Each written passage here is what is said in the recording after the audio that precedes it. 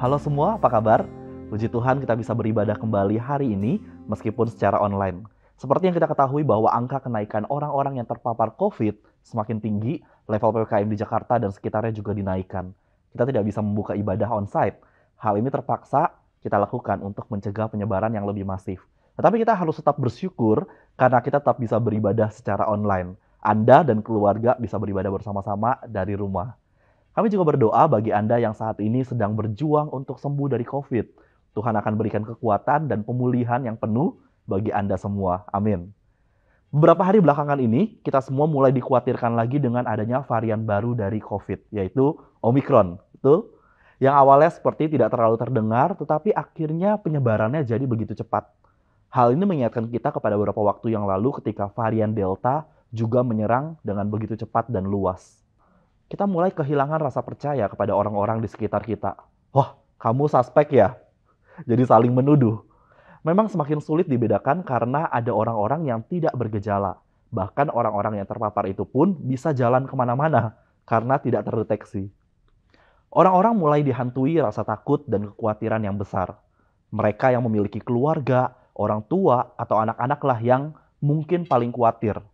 Takutnya mereka menjadi carrier yang bisa membahayakan keluarga mereka. Kekhawatiran dan ketakutan ini membuat banyak orang mengalami stres yang berlebihan, desperate. Tidak sedikit juga orang-orang yang menjadi stres karena dampak yang ditimbulkan dari situasi seperti ini. Mungkin mereka tidak terpapar virus ini, tetapi situasi yang memberikan dampak pada pekerjaan mereka atau pendidikan mereka. Firman Tuhan hari ini akan mengajak kita semua untuk belajar mengenai satu hal, yaitu bahagia sederhana. Apa yang dimaksud dengan bahagia sederhana? Bahagia sederhana artinya pemahaman kita dan keputusan yang kita ambil untuk bahagia dengan hal-hal sederhana yang terjadi dalam kehidupan kita.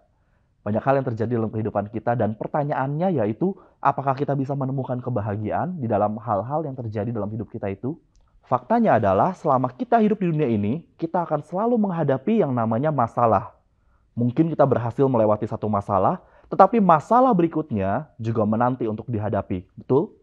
Jika kita meletakkan batas bahagia kita ketika semua masalah kita dapat terpecahkan, artinya kita tidak dapat pernah bahagia. Kuncinya, kita harus bisa bahagia di tengah tantangan hidup kita. Saya mau mengajak Anda saat ini untuk belajar dari kitab Filipi. Surat Paulus kepada jemaat di Filipi ini ditulis pada saat ia berada di dalam penjara.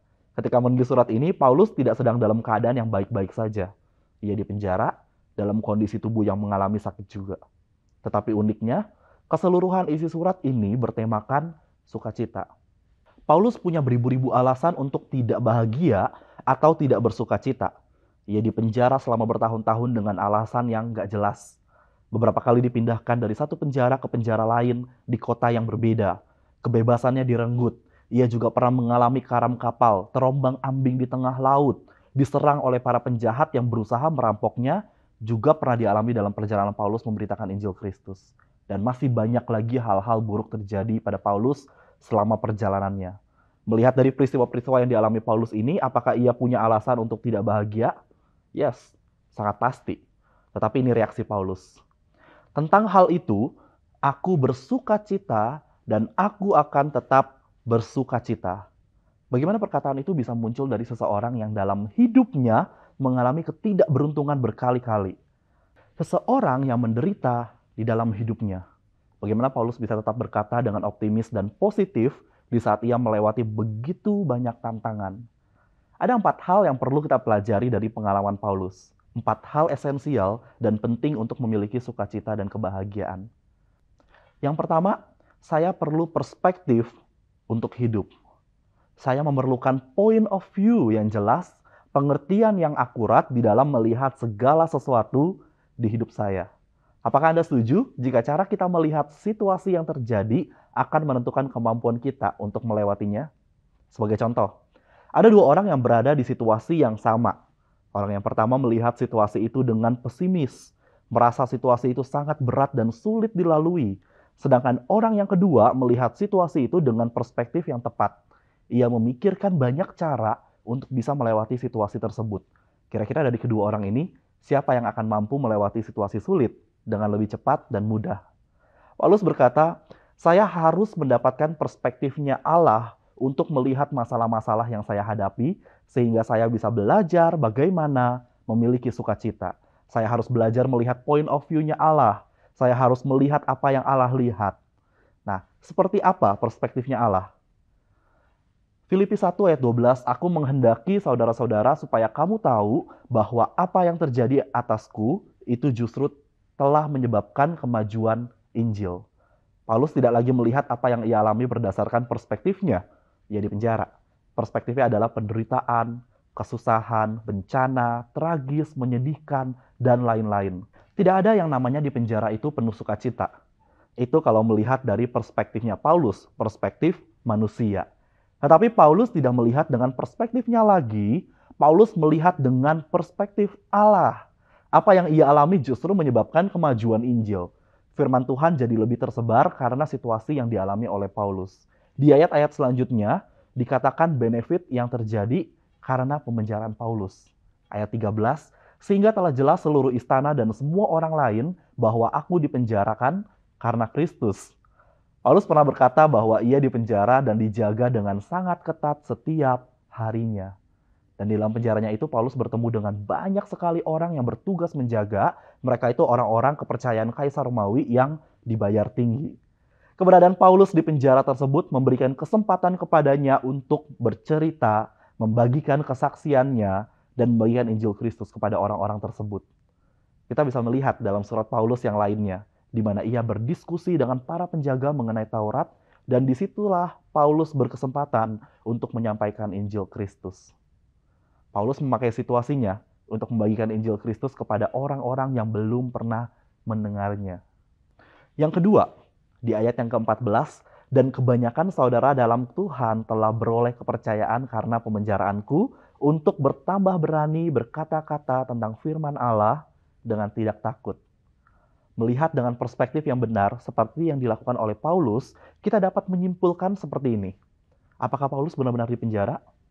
Mungkin secara fisikal iya, tetapi secara spiritual Paulus benar-benar bebas. Firman Tuhan tidak terhambat, bahkan Paulus tetap bisa menguatkan saudara-saudaranya seiman meskipun dari dalam penjara. Dahsyat bukan? Paulus tetap memiliki kesempatan untuk membagikan kesaksiannya kepada saudara-saudaranya seiman. Ketika menghadapi masalah dengan perspektif yang benar, dua hal ini yang akan terjadi. Respon kita akan membuat kagum orang-orang yang belum percaya. Dan respon kita akan menguatkan saudara-saudara seiman kita. Roma 8 ayat 28 berkatakan, kita tahu sekarang bahwa Allah turut bekerja dalam segala sesuatu untuk mendatangkan kebaikan bagi mereka yang mengasihi Dia, yaitu bagi mereka yang terpanggil sesuai dengan rencana Allah. Ini tepat sekali. Paulus memang seorang yang aktif. Rencananya adalah memberitakan Injil kepada orang sebanyak-banyaknya. Dia mau berkhotbah di depan banyak orang supaya pelayanannya terlihat efektif. Tetapi yang terjadi, Tuhan menuntun Paulus sampai ia masuk ke dalam penjara. Diam di dalam penjara. Tetapi ia bisa menulis surat-surat yang menguatkan jemaat Tuhan hingga hari ini. Surat-surat Paulus tidak hanya relevan untuk jemaat Tuhan pada masa itu, tetapi penguatan itu tetap relevan hingga hari ini. Amin. Hal yang harus kita pahami adalah Tuhan mempunyai rencananya yang terbaik bagi kita. Di setiap situasi yang kita hadapi, bahkan di dalam masalah yang kita hadapi, Tuhan punya rencananya yang terbaik. Kita harus belajar melihat dengan perspektifnya Allah, bukan perspektif kita. Viktor Frankl di dalam bukunya yang berjudul Man's Search for Meaning mengatakan seperti ini. Di dalam situasi yang paling menyakitkan dan tidak manusiawi, hidup masih bisa memiliki makna. Dan karenanya penderitaan pun dapat bermakna. Kita tidak bisa memilih situasi hidup setiap saat, tetapi kita selalu bisa menentukan sikap atau attitude kita atas situasi yang sedang dialami. Mari kita lihat yang kedua, hal esensial dan penting untuk memiliki sukacita dan kebahagiaan. Saya perlu prioritas untuk hidup. Di dalam hidup ini kita belajar karena dua hal ini, tekanan atau pressure atau prioritas. Jika kita tidak berani memutuskan apa yang penting dalam hidup kita, orang lain yang akan mengambil alih. Oleh karena itu, kita harus berani mengambil keputusan apa yang penting dalam hidup jika tidak mau dipaksa oleh orang lain untuk melakukan apa yang ditentukannya yang menurut mereka adalah penting. Paulus mengatakan ini di dalam ayat yang ke-15 sampai yang ke-17. Memang ada beberapa di antara mereka yang memberitakan Kristus karena iri hati dan mau bertengkar, tetapi yang lainnya memberitakan Kristus karena mempunyai maksud yang murni. Orang-orang ini melakukannya karena mereka mengasihi Allah dan saya, sebab mereka tahu bahwa Allah sudah menugaskan saya untuk menunjukkan bahwa kabar baik itu benar. Tetapi orang lain memberitakan Kristus dengan maksud yang tidak baik. Mereka memberitakan untuk kepentingan pribadi. Dengan itu mereka berharap dapat membuat saya lebih susah di dalam penjara. Bahkan di dalam suatu tujuan yang mulia, keegoisan seseorang bisa memanipulasi keadaan. Paulus yang menyerahkan sepenuh hidupnya untuk pekerjaan Injil pun masih mendapati orang-orang yang tidak menyukainya, mengkritiknya, bahkan berusaha menyingkirkannya. Kalau Paulus tidak memahami prioritasnya, mungkin ia akan kecewa berat. Tetapi ini prioritas Paulus. Tetapi tidak mengapa, sebab bagaimanapun juga Kristus diberitakan baik dengan maksud palsu maupun dengan jujur. Tentang hal itu aku bersukacita dan aku akan tetap bersukacita. Paulus tidak membiarkan orang-orang itu mengambil sukacitanya. Paulus tidak membiarkan orang-orang menguasai dirinya dengan keegoisan mereka. Dan Paulus tidak kehilangan prioritasnya dalam melayani Tuhan. Coba kita aplikasikan dengan situasi yang sering kita hadapi. Apakah Anda pernah berada dalam situasi perdebatan yang sengit? Mungkin dengan keluarga atau dengan teman Anda. Namun sebenarnya perdebatan yang terjadi bukan lagi tentang topik yang penting, tetapi sekedar mempertahankan ego masing-masing untuk memenangi perdebatan itu. Yang ada capek dan hilang sukacita. Tuh. Ingat apa yang prioritas dan apa yang bukan. Paulus mengatakan seperti ini. Saya mungkin tidak setuju dengan orang-orang yang melayani lainnya. Saya mungkin tidak setuju dengan motif atau model pelayanan mereka, tetapi yang terpenting firman Tuhan diberitakan. Mereka mengkritik saya, so what? Mereka tetap memberitakan Kristus. Gereja kita, Galilee Church, tidak berada di dalam pertandingan dengan gereja-gereja lainnya. Bahkan, kita terus berdoa untuk gereja-gereja di Indonesia. Para hamba-hamba Tuhan yang melayani baik di gereja-gereja kota maupun di desa-desa. Kita berdoa untuk gereja-gereja bisa dipakai Tuhan memenangkan banyak jiwa. Bersama dengan Purpose Driven Church, gereja kita juga membangun relasi dengan banyak gereja. Kita belajar bersama-sama. Galilee Church berada dalam perahu yang sama dengan gereja-gereja lainnya. Apa prioritasnya? Amsal 3 ayat 6, ingatlah pada Tuhan dalam segala sesuatu yang kau lakukan, maka ia akan menunjukkan kepadamu cara hidup yang baik. Jika ingin bersukacita dalam situasi apapun itu, kita harus belajar untuk fokus pada hal-hal yang penting saja. Akan ada banyak distraksi yang bisa mengalihkan prioritas kita. Tetapi selalu ingat, apakah hal itu penting? Apakah itu yang Tuhan mau? Jangan menghabiskan waktu kita, tenaga kita, uang kita untuk hal-hal yang bukan prioritas kita. Yang ketiga, saya perlu kekuatan untuk hidup. Hidup bisa kapanpun membuat kita down. Mungkin ada orang-orang yang sudah mau menyerah dalam banyak hal di hidupnya. Mungkin ada yang sudah mau menyerah dengan cita-citanya, pernikahannya, karirnya, atau mungkin menyerah dengan hidupnya. Mereka kehabisan daya untuk menghadapi situasi sulit tersebut. Paulus juga merasakannya. Mungkin dia kehilangan kontrol ketika berada di dalam penjara. Tetapi kita lihat ayat selanjutnya, di ayat yang ke-19 dan ke-20. Karena aku tahu bahwa kesudahan semuanya ini ialah keselamatanku oleh doamu dan pertolongan roh Yesus Kristus. Sebab yang sangat kurindukan dan kuharapkan ialah bahwa aku dalam segala hal tidak akan beroleh malu, melainkan seperti sedia kala, demikian pun sekarang, Kristus dengan nyata dimuliakan di dalam tubuhku, baik oleh hidupku maupun oleh matiku. Ada dua hal yang menjadi sumber kekuatan Paulus. Yang pertama adalah doamu. Doa-doa dari orang percaya lainnya adalah sumber kekuatan. Oleh sebab itulah kita harus saling mendoakan. Gereja ada dengan tujuan untuk kita saling mengenal dan saling mendoakan. Yang kedua adalah pertolongan roh Allah. Ada banyak hal yang tidak mungkin menurut pemikiran manusia, tetapi bagi Allah adalah mungkin. Dan pertolongannya adalah sumber kekuatan di dalam hidup kita. Menjalani hidup di masa ini tanpa support system yang baik akan terasa sangat berat. Hal ini jelas karena manusia adalah makhluk sosial, kita saling membutuhkan. Mungkin yang pernah menjalankan self-quarantine, memahami betul bahwa hidup terasing sendirian sangat menyedihkan. Tidak ada orang yang bisa diajak ngobrol atau diskusi. Yang ada jadinya overthinking. Beda halnya jika karantinanya bersama-sama dengan teman atau keluarga. Mereka akan bisa saling menguatkan. Doa kita untuk orang-orang di sekitar kita menjadi sumber kekuatan bagi mereka. Dan yang menjadi sumber kekuatan kita di saat kita kehabisan daya, yaitu pertolongan Tuhan. Filipi 4 ayat 13, segala perkara dapat kutanggung di dalam Dia yang memberikan kekuatan kepadaku. Dan ini yang terakhir dari 4 hal esensial dan penting untuk memiliki sukacita dan kebahagiaan. Saya perlu tujuan untuk hidup. Paulus sudah tua dan dia di penjara. Kesempatan untuk hidup bebas sangat kecil, bahkan yang ada dia hanya menunggu keputusan pemerintah untuk mengeksekusinya. Paulus sudah kehilangan segalanya. Dia kehilangan teman-temannya, dia kehilangan pelayanannya, dia kehilangan kebebasan dan privasinya. Tetapi ada satu hal yang tidak bisa diambil darinya, yaitu tujuan hidupnya. Ayat yang ke-21, karena bagiku hidup adalah Kristus dan mati adalah keuntungan. Paulus memiliki tujuan hidup yang sangat jelas, yaitu selama ia hidup, artinya tujuan hidupnya adalah hidup untuk Kristus. Dan ketika ia harus mati, Paulus tahu bahwa ia akan pergi ke surga dan itu adalah suatu keuntungan. Tidak ada lagi penderitaan, tidak ada lagi rantai yang mengikat, dan tidak ada lagi masalah-masalah hidup di dunia. Jika pertanyaan yang sama ditanyakan ke setiap kita, bagi saya, hidup adalah apa jawaban Anda? Banyak orang yang kesulitan menjawab pertanyaan seperti ini.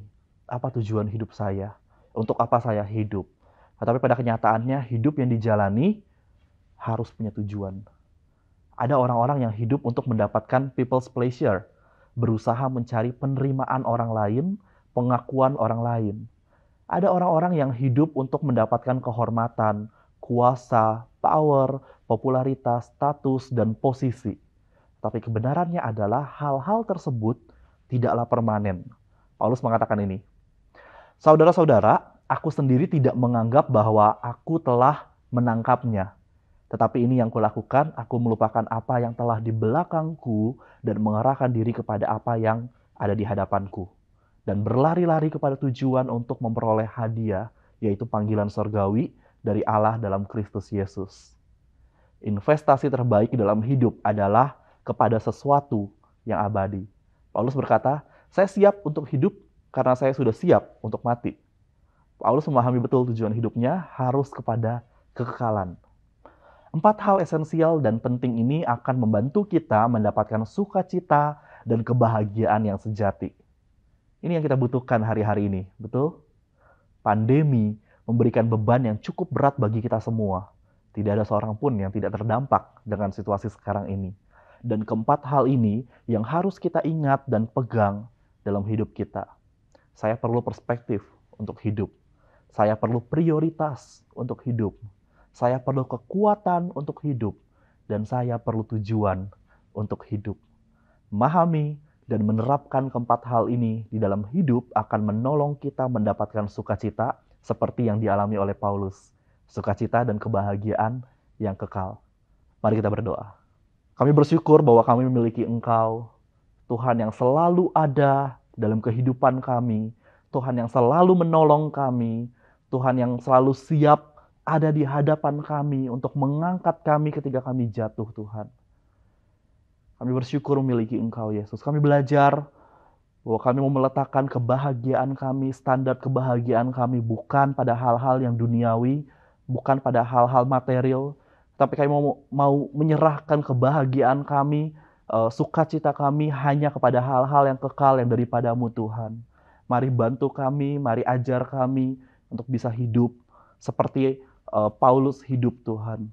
Dan kami belajar, kami mau memandang hanya kepada-Mu sebagai Tuhan dan Juru Selamat kami. Terima kasih Yesus, kami mengucap syukur. Hanya di dalam nama-Mu kami berdoa. Amin.